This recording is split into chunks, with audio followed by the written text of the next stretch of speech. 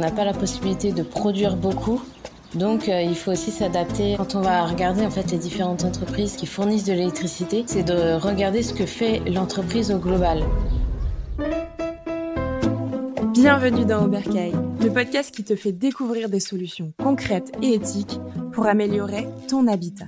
Je m'appelle Caroline et à travers chaque épisode, je donne la parole à un acteur de l'habitat éthique. Comme toi, je me pose de nombreuses questions sur la rénovation et la construction de mon futur chez moi. Alors ensemble, partons à la recherche de solutions adaptées à chacun d'entre nous. Et cela commence dès maintenant. Aujourd'hui, j'ai le plaisir d'accueillir Stéphie Kerzulek. Bonjour Stéphie. Bonjour. Alors toi, tu es présidente d'Énergie de Nantes, EDN. C'est une association fondée en 2021 par une équipe de passionnés. Vous avez la volonté de réinventer la relation entre les habitants et leur énergie. En 2019, vous avez lancé une enquête énergétique interrogeant comment la reprendre en tant que citoyen engagé. Elle a permis de mettre en lumière des défis majeurs, de la précarité énergétique à la complexité des facturations, jusqu'à l'impact sur les émissions de gaz à effet de serre. Cela a conduit à une réflexion approfondie sur la manière dont les habitants peuvent réellement se réapproprier ces enjeux. Et donc EDN se positionne comme un mouvement de réappropriation de l'énergie, devenant un fournisseur associatif d'électricité en France. Alors, toi qui nous écoutes, rejoins-nous aujourd'hui pour cet épisode pour mieux comprendre votre facture d'électricité et comprendre les défis et solutions relatifs à l'énergie. Est-ce que j'ai eu tout bon sur cette présentation, Stéphie ? Oui, très bien, parfait, merci. Est-ce que tu veux rajouter quelque chose ? Juste que, effectivement, sur la partie fournisseur d'électricité, on va être opérationnel très rapidement puisque on va faire les premières factures en avril, là, dans 2 mois. Trop bien. Félicitations pour ça. Hâte de voir cette évolution en tout cas. Alors, je te propose de commencer cet épisode. On a un fameux petit jeu qui est le jeu brise-glace pour se mettre un peu dans le bain du sujet. Tu m'as préparé normalement 2 affirmations, une vraie, une fausse, et à moi d'essayer de déterminer la vraie de la fausse du coup. Ok, d'accord. Donc j'ai préparé effectivement 2 affirmations. Donc la première, c'est en 2021, 12 millions de personnes étaient en situation de précarité énergétique en France.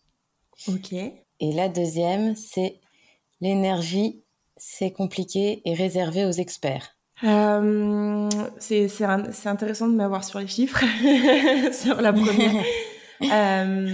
J'ai envie honnêtement, je ne sais pas. Enfin, sur le côté l'énergie, c'est compliqué, réservé aux experts, je dirais que non.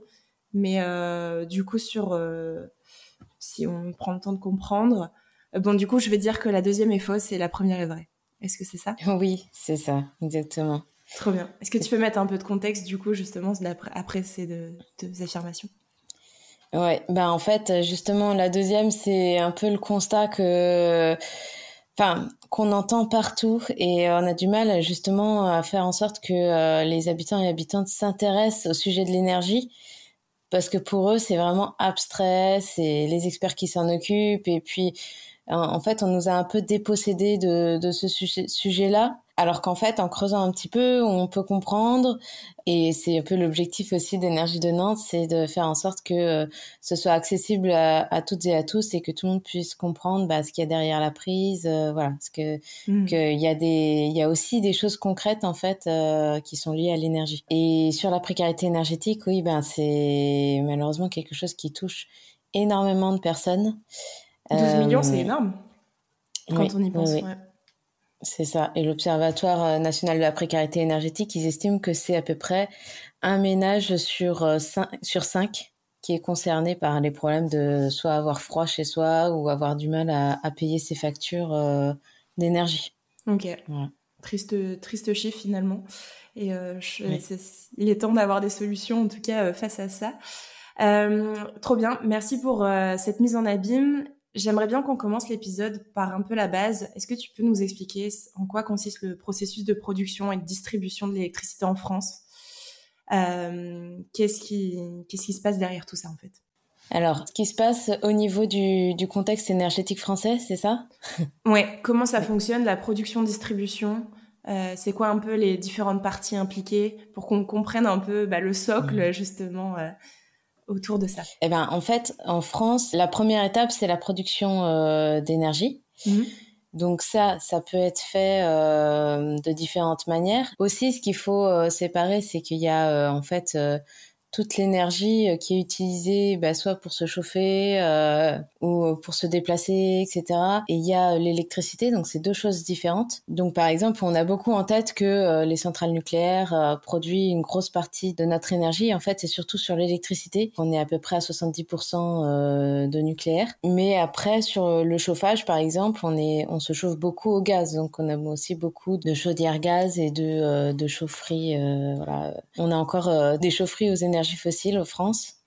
Et donc il y a ces grosses centrales, souvent c'est beaucoup ça en France, soit des grosses centrales nucléaires ou même les barrages hydrauliques qui produisent beaucoup d'électricité, et ensuite toutes les énergies renouvelables aussi qui interviennent dans la production. Quand tu dis énergie renouvelable, on est d'accord, c'est tout ce qui peut être éolien, qui peut être... est-ce que tu peux en citer quelques-unes? C'est ça, voilà, les éoliennes, les panneaux solaires. Ça peut être le bois aussi, le chauffage au bois ou voilà, tout. Enfin, globalement, c'est à peu près ça les principales. Ok. Et donc, bien sûr, l'hydraulique. Donc, à partir de barrages ou de centrales hydrauliques au fil de l'eau. D'accord. Donc ça, c'est la partie producteur, on est d'accord. Voilà, c'est ça.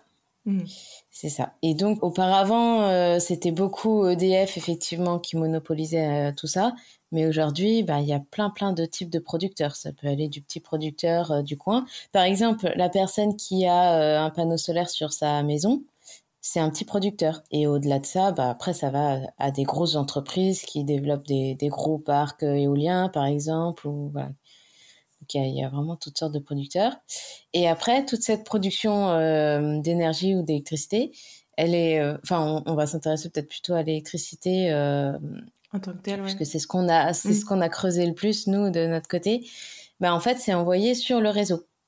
Et donc là, le réseau, en France, c'est vraiment un réseau mutualisé qui est géré au niveau étatique par en fait, c'est géré à deux niveaux parce qu'il y a le niveau avec les lignes à haute tension qui est géré par le réseau RTE, c'est réseau de transport électrique. D'accord. Et qui est, mais dans les deux cas, en fait, c'est des agences de l'État. Et ensuite, il y a ce qu'on appelle les basses tensions, ce qui va plutôt arriver chez nous, en fait. Et ça va être géré par Enedis. Donc ça, on en a pas mal entendu parler, notamment au moment de l'installation des nouveaux compteurs Linky. Voilà, c'est eux qui gèrent les compteurs, en fait. D'accord. Donc c'est vraiment la partie, les réseaux qui arrivent chez nous, en fait, tout simplement. Ok, donc pour bien résumer, on a deux grands acteurs, RTE et Enedis. C'est ça, exactement. Ok, c'est pour voir si je suis bien. Voilà, c'est ça. Donc toute l'énergie qu'on produit, elle est mélangée ensuite dans ces réseaux-là. Et ensuite, intervient le fournisseur d'électricité, où lui se fait l'intermédiaire entre tout ça, en fait.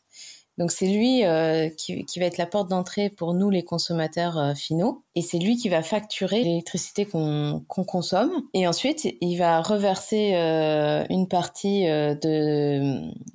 nous on paye l'électricité sur notre facture, et eux ils payent donc les fournisseurs payent la production, payent les réseaux, justement les gestionnaires de réseau, et les taxes, puisqu'en fait, il y a une grosse partie de taxes. Il y a plus de 30% en fait sur la facture qui correspond à des taxes. Ok. Voilà, en gros, les principaux acteurs qui interviennent sur l'électricité. Aujourd'hui, en termes de concurrence au niveau du marché de l'électricité, est-ce qu'il y a beaucoup de fournisseurs présents? Est-ce qu'il y a un monopole? Est-ce qu'il y a des nouveaux acteurs qui arrivent? Comment ça se passe aussi pour le choix autour de ces sources de fournisseurs, en fait, directement avec le consommateur? Oui, alors je vais me permettre juste de faire un petit historique pour bien comprendre comment ça marche, parce que c'est vrai que il y a eu pas mal de changements.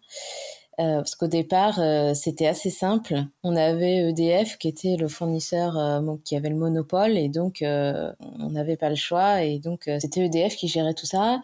Et en fait, est arrivé des règles qui viennent de l'Union européenne, qui est de privatiser en fait le secteur. Parce que l'idée, c'était de faire baisser les prix via la concurrence. Donc, ça a été ouvert à la concurrence en 2009. Et depuis, il y a beaucoup de fournisseurs qui se sont créés. Plein d'entreprises ont créé des fournisseurs. Donc effectivement, aujourd'hui, il y a beaucoup de fournisseurs d'électricité différents. Régional, national, on peut trouver tout type de taille, je pense, en termes de fournisseurs. Oui, Oui. exactement. On peut trouver tout type de taille. Et il y a même des fournisseurs internationaux qui interviennent sur le marché français. Donc effectivement, ouais, il y a des petits fournisseurs locaux. Il y a vraiment de tout, quoi. C'est comme les producteurs. Il y a un peu de tout type de fournisseurs. Il y a quand même une agence qui régule un petit peu ça pour éviter les dérives, qui est gérée par la Commission de régulation de l'énergie, la CRE, de son petit nom. Ok. Et donc, n'importe qui ne peut pas être fournisseur. En fait, il faut avoir un agrément qui est donné par justement la CRE, qui est géré par le ministère de la Transition écologique. Et donc cet agrément déjà, et donc il faut respecter plusieurs règles pour l'obtenir. Et ensuite, cette commission, elle vérifie voilà les agissements de tous les fournisseurs. Ok. Est-ce que tu aurais peut-être des critères ou des choses que tu aurais vues par le biais de l'enquête ou de ta propre expérience pour faire le bon choix de fournisseur d'électricité? Comment on peut comparer un peu les offres disponibles? Est-ce que tu as des astuces là-dessus? Oui, en gros, il y a deux types de personnes. Souvent, il y a celles qui sont restées chez EDF et par sécurité préfèrent rester chez EDF. Et puis celles qui vont chercher les tarifs les plus bas et du coup qui jonglent un peu entre les fournisseurs parce que les tarifs sont pas toujours. C'est un peu comme les opérateurs téléphoniques. C'est ce que j'allais dire. Oui. Voilà. C'est les tarifs bougent et du coup ça peut être bien de Ils sont bouger. plus offrants, oui. Voilà, c'est ça. Bon, donc il y a effectivement le tarif, mais il y a aussi pas mal de points qui peuvent être intéressants à regarder aussi si on veut avoir d'autres critères de choix. Il y a déjà l'utilisation d'énergie renouvelable. Donc il y a des fournisseurs qui proposent des contrats 100% énergie renouvelable. Donc ça, si on est sensible un peu, par exemple aux émissions de gaz à effet de serre, ça peut être intéressant. Il faut faire attention parce qu'il y en a aussi qui disent qu'ils font de l'énergie propre ou de l'énergie verte, et derrière c'est de l'énergie nucléaire. Alors après, on en pense ce qu'on veut, mais voilà, faut le savoir parce que si on n'a pas envie de s'approvisionner au nucléaire, il faut quand même creuser un petit peu ce point de vue-là. Après, oui, sur les tarifs aussi, il faut faire attention parce qu'il y a des tarifs qui peuvent paraître très intéressants de prime abord, mais qui fluctuent en fonction du marché. Parce qu'il y a un marché européen de l'électricité et qui fluctue beaucoup. Et du coup, au départ, ça peut être très bas et puis d'un seul coup, se retrouver avec un tarif très haut. Moi, j'aurais tendance à me méfier beaucoup des tarifs qui sont en fonction du marché. Il vaut mieux un tarif bloqué. Okay. Et il y en a il y a des fournisseurs qui proposent effectivement un tarif bloqué sur un certain temps. Voilà, parce qu'en fait, avant, effectivement, il y avait ça existe toujours le tarif réglementé de vente, mais aujourd'hui, il est proposé en gros que par EDF. Les autres fournisseurs font ce qu'ils veulent par rapport à ce tarif réglementé de vente. Ces derniers temps, il a quand même beaucoup augmenté. Vous avez dû voir les différentes augmentations des prix des énergies. C'est ça qui nous est annoncé là régulièrement ces derniers temps. Typiquement depuis le 1er février, là on enregistre en février, on a eu je crois 9,4% d'augmentation, si je me trompe pas, et quelque chose comme ça. Oui, c'est ça. Oui. Ouais. Oui, parce que il y a eu effectivement le blocage du tarif, pour le bouclier, le bouclier tarifaire pour effectivement qu'on évite de se prendre de plein fouet la crise énergétique, parce que depuis l'Ukraine, il y a eu une grosse augmentation des tarifs de l'électricité. Mais là, effectivement, il se retrouve un peu le gouvernement se retrouve un peu obligé par l'Union européenne notamment de rattraper ce bouclier et de rattraper un peu ce retard qu'on a par rapport aux prix qui ont pas mal augmenté. Mais pour le coup, ils ont tellement rattrapé là que il y a beaucoup de fournisseurs qui peuvent se permettre aujourd'hui de proposer un tarif qui est en dessous du tarif réglementé de vente. parce que sur les marchés, le tarif a baissé récemment. Comment ça fonctionne justement cette modalité de fluctuation de prix d'électricité? Un peu du coup les tendances actuelles, tu me disais que là c'était en augmentation, là c'est en train de réduire. Est-ce que tu peux refaire un petit point rapide là-dessus justement et comment ça fonctionne pour un particulier s'il a envie de suivre ça? Oui, je voulais juste dire un Ouais, mini mot vas-y. par rapport à pour choisir son fournisseur. Moi, ce que je vous conseille, c'est d'aller sur le site énergie-info.fr.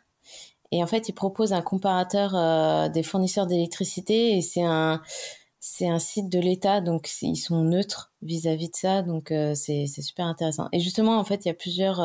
On n'est pas obligé de sélectionner que les tarifs, on peut sélectionner plusieurs critères, dont le pourcentage d'énergie renouvelable, par exemple. D'accord. Bref, petit aparté. Non, non, mais t'as raison, ça clôture au moins sur les différents Voilà. éléments. Et du coup, ouais, effectivement, sur la fluctuation, Oui, est-ce que tu peux nous expliquer un petit peu comment ça se passe? oui. Alors, donc récemment, l'électricité a beaucoup augmenté sur les marchés. Donc, on a le marché européen de l'énergie. En fait, le prix de l'électricité européen, il est basé sur la dernière centrale appelée. Et donc, la dernière centrale appelée, c'est souvent des centrales au gaz. Parce que d'abord, on va utiliser au maximum l'énergie renouvelable et les énergies qui sont bon marché. Mhm. Donc solaire, éolien, nucléaire.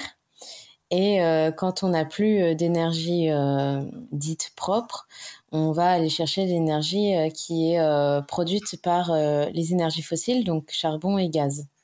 Ok. Donc c'est le prix des centrales charbon et gaz, donc principalement gaz parce que c'est une énergie qui est beaucoup utilisée en fait en Europe pour produire de l'électricité. Donc c'est surtout en fait le gaz qui va fixer le prix de l'électricité. Et donc au moment de la guerre en Ukraine, donc il y a eu donc Poutine qui a fermé les robinets de gaz de la Russie et l'Europe, bien sûr, voulait le moins possible s'approvisionner en gaz à la Russie. Le problème, c'est que le gaz, enfin le reste du gaz, il est un peu plus difficile à aller chercher, donc il est plus cher. Parce que nous, en Europe, on produit beaucoup moins de gaz. Donc, c'est l'augmentation du prix du gaz à cause de la guerre en Russie qui a augmenté, qui a donc créé une augmentation du prix de l'électricité sur les marchés. Ça fait effet de ricochet, ouais, effectivement. Voilà, ça fait effet de ricochet. Et en plus, on a eu aussi en France un souci avec les centrales nucléaires, mais là, plus lié au Covid, où on a dû arrêter certains réacteurs. Il y a eu pas mal de réacteurs à cette période-là qui étaient en maintenance. Et du coup, on avait aussi moins d'énergie nucléaire disponible. Donc, ça a été une période là très compliquée en France, notamment. Mhm. Pour l'électricité. Au niveau des tendances, qu'est-ce qui a surveillé? Est-ce qu'on est plutôt là, on a vu qu'il y a une augmentation donc par le biais de l'État parce que le bouclier a été supprimé. Euh, Est-ce qu'on va encore vers l'augmentation d'année en année ou est-ce qu'il va y avoir à un moment donné une stabilisation? Est-ce que tu as des éléments là-dessus ou pas forcément sur Ouais, alors en fait c'est assez compliqué de savoir parce que bah on n'a pas une boule de cristal? on n'a pas une boule de cristal pour voir l'avenir, mais en tout cas là récemment ça a rebaissé comme je l'expliquais, bah notamment parce que les centrales nucléaires ont été, enfin les réacteurs ont été remis en route et tout, donc c'est pour l'instant ça fonctionne plutôt bien.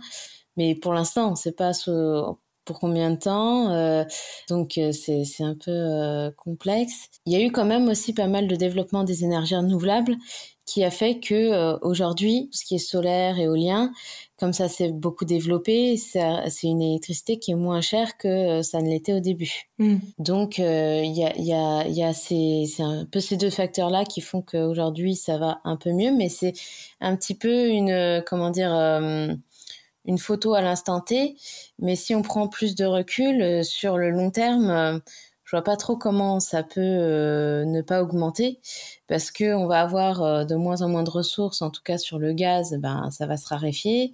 Sur les énergies renouvelables, ça peut effectivement se développer, mais il y a aussi des limites aux énergies renouvelables. Hein. Donc, on va être limité en matériaux aussi pour produire tout ça, etc. Donc, c'est vrai qu'on arrive à une période qui est de plus en plus compliqué pour produire plus. Voilà. Mais c'est en fait pour moi toute la problématique du changement climatique et de l'écologie de manière générale.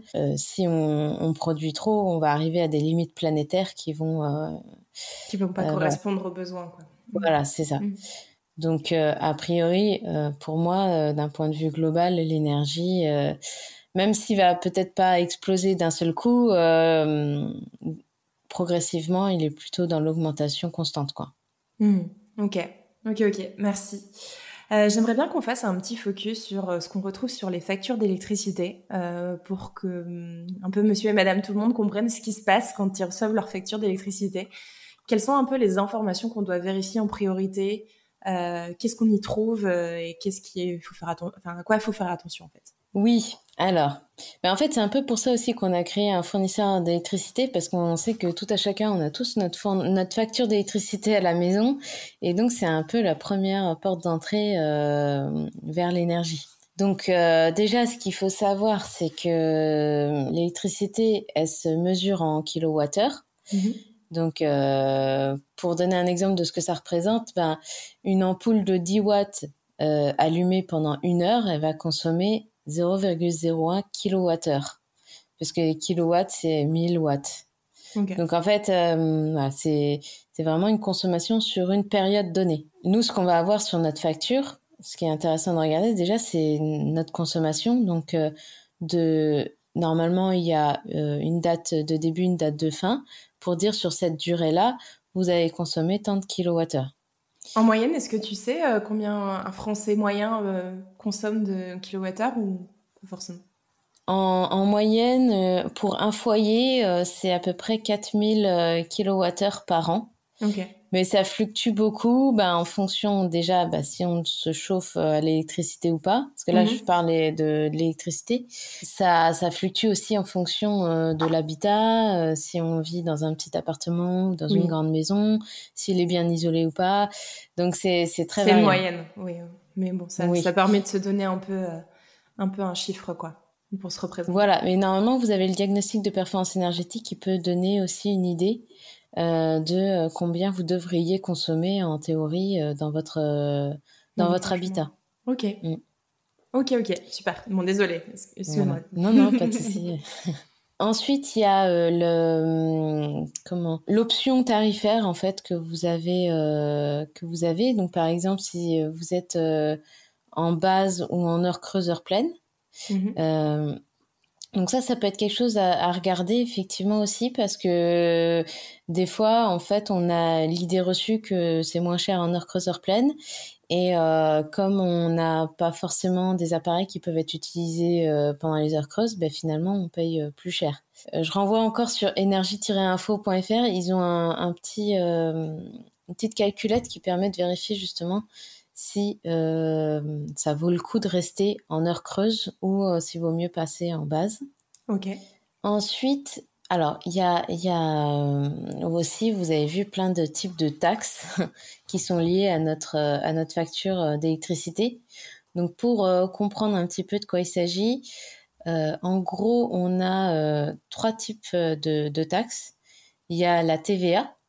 Donc, et la TVA, pour faire simple, c'est pas la même TVA sur la consommation et sur l'abonnement, parce qu'on paye une part de consommation où là, la TVA est à 20%, et une part d'abonnement qui est un prix fixe tous les mois, qu'on va payer tous les mois, où la TVA, elle est à 5,5%. Voilà. Ensuite, il y a ce qu'on appelle la CTA, la contribution tarifaire d'acheminement.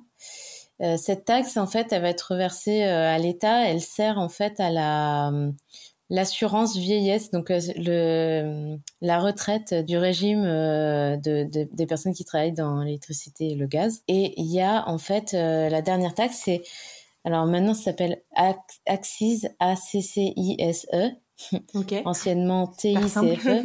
Voilà, non mais voilà, c'est vrai que les taxes c'est un peu barbare entre guillemets, mais cette taxe-là, elle est plutôt pas mal parce qu'elle sert en fait à financer le chèque énergie, donc pour les personnes à ressources modestes qui ont droit au chèque énergie, ce qui permet d'alléger un peu la facture.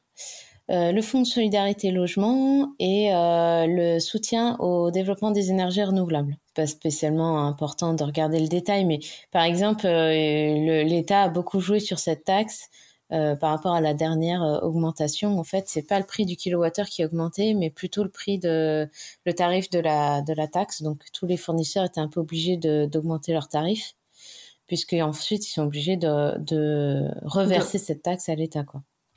Ok. Certaines personnes vont avoir des factures mensualisées, c'est-à-dire que ils vont payer la même chose tous les mois, mais ensuite faut faire attention à ça parce que à la fin de l'année il y a une régularisation.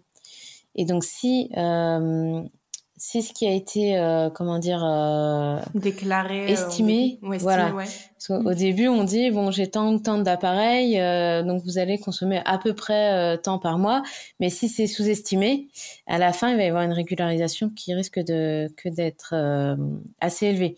Donc si on remarque que ça nous paraît pas beaucoup, voilà, vaut mieux. Enfin, personnellement, je pense qu'il vaut mieux surestimer sa consommation et avoir une bonne surprise à la fin. Ou alors, donc sinon, ça peut être, il y en a qui sont directement au kilowattheure, c'est-à-dire que tous les mois, soit ils déclarent ce qu'ils ont consommé via le compteur, soit ils ont un compteur Linky, donc ça peut être relevé automatiquement. Voilà. Et donc ils consomment exactement ils payent exactement ce qu'ils consomment. Donc au moins on sait, l'avantage de ce truc-là, c'est que ça peut sensibiliser si par exemple le fait qu'on paye cher parce qu'on consomme beaucoup, on va essayer de faire des efforts pour consommer moins. Par contre, il faut faire quand même attention si par exemple on est chauffé à l'électricité, les mois d'hiver, ils vont être quand même plus compliqués à passer que les mois d'été où on va consommer beaucoup moins. Donc l'un dans l'autre, c'est pas forcément beaucoup mieux si on veut avoir quelque chose, si notre budget, on veut qu'il soit pas trop gros en hiver, ça peut être bien quand même d'être mensualisé. Okay. Donc voilà, à voir en fonction des cas. Mais si on n'est pas chauffé à l'électricité, ça peut être bien de payer au kilowattheure, puisque ça va être à peu près constant sur l'année. Tout à fait, oui. Il n'y a pas la partie chauffage qui fluctue énormément en fonction des mois, quoi. Voilà, exactement. Ok. Est-ce que tu vois d'autres choses d'important sur les éléments de facture à vérifier ou on a fait le tour? Je crois qu'on a fait à peu près le tour sur les choses importantes. Ok, trop bien. J'ai une dernière petite question. Quel conseil tu pourrais donner aux consommateurs pour optimiser un peu leur consommation d'électricité, réduire leur facture, tout en contribuant un peu plus à une consommation plus durable? Vous faites attention à tout ça. Qu'est-ce que vous conseillez à vos clients ou aux personnes qui vous accompagnent? Alors nous, on préfère parler d'adhérents parce que comme on est une association, voilà, les consommateurs sont nos adhérents. Alors c'est vraiment au cas par cas parce que vraiment c'est vrai que c'est difficile de donner des généralités. Donc pour les personnes locataires où on n'a pas forcément la main sur le système de chauffage et tout ça, il y a des petites astuces comme mettre des rideaux isolants aux fenêtres ou des boudins de porte pour pas que l'air passe sous les portes d'entrée.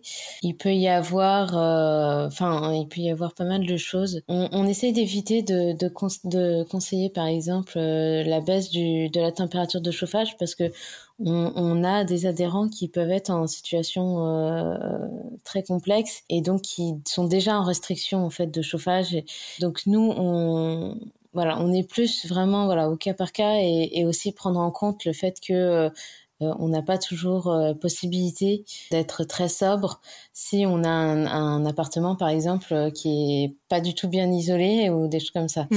Donc, ça va aussi sur l'enveloppe, effectivement. Toi, de toute façon, ça joue énormément. Voilà, c'est ça. Par contre, si on a le choix, l'idéal, c'est de pas se chauffer au chauffage électrique, de mettre par exemple un poêle à bois ou ce genre de choses qui permet vraiment là des grosses réductions de factures parce que même si, par exemple, les granulés ou les bois bûches ont augmenté un petit peu aussi ces dernières années, ça reste quand même beaucoup moins cher que le prix de l'électricité, quoi. Donc nous, même si on est fournisseur d'électricité, on va quand même conseiller de faire attention et de faire des économies d'électricité parce que notre objectif, c'est justement qu'il n'y ait pas trop de personnes en situation de précarité énergétique et aussi de comprendre tous ces enjeux-là. Et aussi, surtout, en fait, de se dire, en fait, on n'a pas la possibilité de produire beaucoup, donc il faut aussi s'adapter À la à la production surproduction. locale, quoi. Tout à C'est fait. ça. Ok, trop bien. Trop bien. Donc, faut faire attention effectivement à son moyen de chauffage quand on a le choix, hein, bien sûr. Et Mm. puis, et de voir aussi pour parfois réduire sa production, voir, ou en tout cas être plus en conscience sur le choix, en tout cas des producteurs. Est-ce que ça pourrait être effectivement des bons conseils?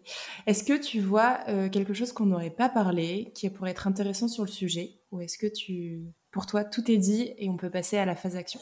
Oui, je voudrais rajouter un petit élément que j'ai pas dit en fait sur les différents fournisseurs d'électricité. Pour moi, ce qui est important aussi, c'est de regarder quand on va regarder en fait les différentes entreprises qui fournissent de l'électricité, c'est de regarder ce que fait l'entreprise au global. Parce que, par exemple, Total Energy propose est fournisseur d'électricité, mais ils font aussi, ils développent des projets qui sont vraiment très néfastes pour l'environnement et néfastes aussi pour les pays où ils sont développés, par exemple en Afrique, etc.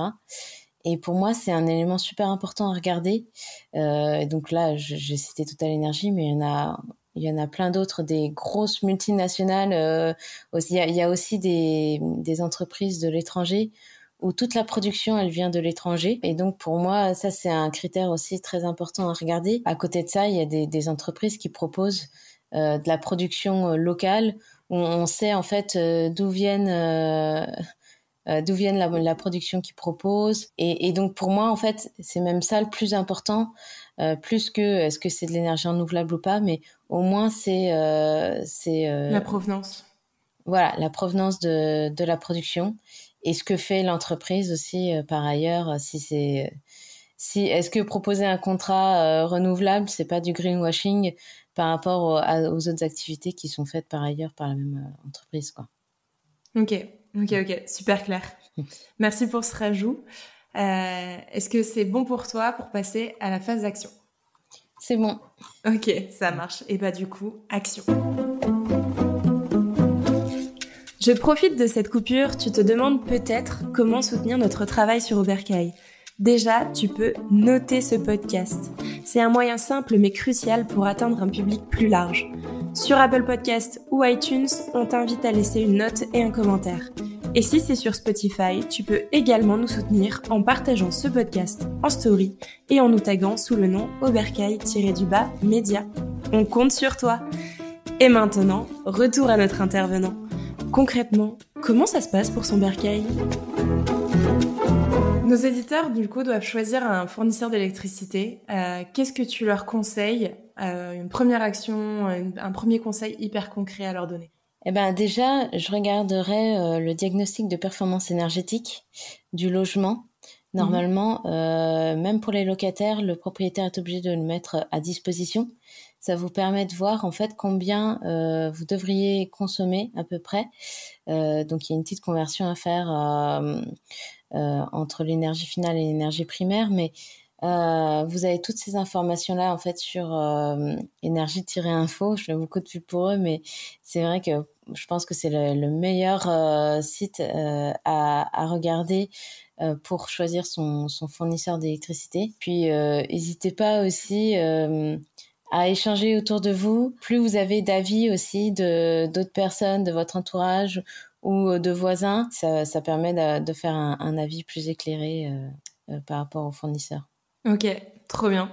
Question un peu plus personnelle qui te concerne plus. Dans ta propre vision, dans le meilleur des mondes pour toi, c'est quoi ton bercail idéal? Alors, mon bercail idéal, je dirais que c'est une maison où on n'a pas froid et sans trop consommer non plus.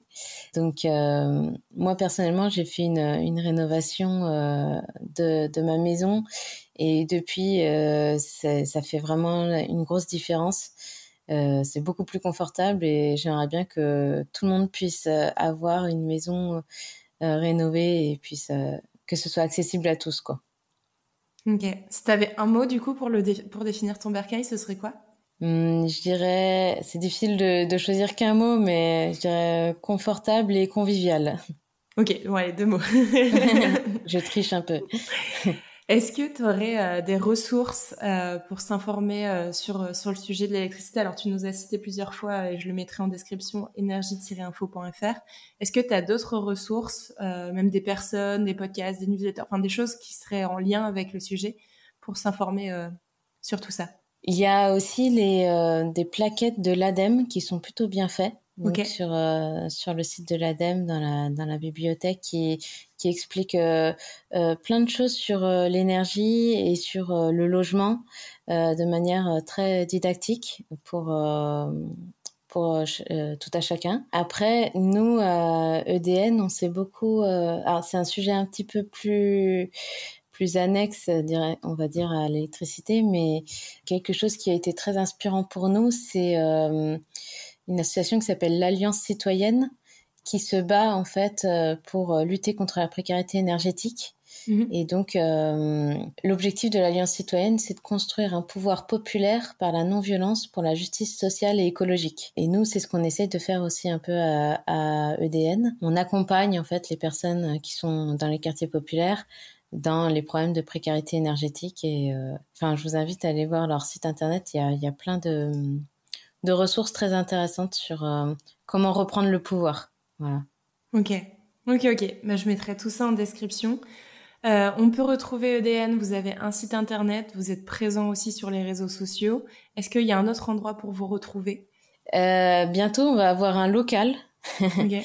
qui va être accessible dans le centre de Nantes. Oui, sinon le Facebook, Instagram, et puis on a tout simplement une adresse mail si vous voulez nous contacter, contact@energie-2-nantes.fr. Trop bien. Merci beaucoup pour ce moment, Stéphie. C'était important, je pense, de remettre un peu tout ce qui se passe autour des énergies. C'est un sujet un peu brûlant en ce moment, surtout avec les annonces d'augmentation via l'État et la fin du bouclier. Merci d'être venu sur Aubercaille pour en parler et expliquer et vulgariser un petit peu tout ça. Je t'en prie, merci beaucoup à toi de m'avoir invitée. Et puis à bientôt. À bientôt et à tous, à bientôt dans vos bercailles. Merci d'avoir écouté l'épisode jusqu'au bout.